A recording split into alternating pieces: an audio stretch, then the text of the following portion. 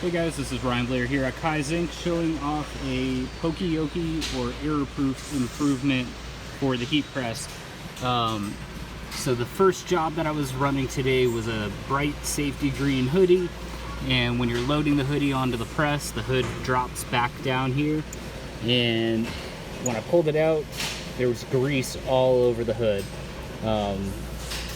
So what I did was, in order to prevent that from happening again, I took some cardstock paper here and created these little triangles that fit around. I believe these pieces are called gas springs.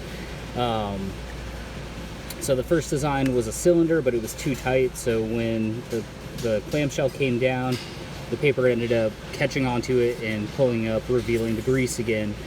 So I switched to a triangle design. I don't have the last one on there just because I wanted to show what it looked like beforehand. But now you can engage the press, bring it up, and the entire time all of the grease is concealed within the paper. So quick, easy, cheap solution, had the paper lying around, and I think this is a good improvement to reduce defects. All right, thanks for watching.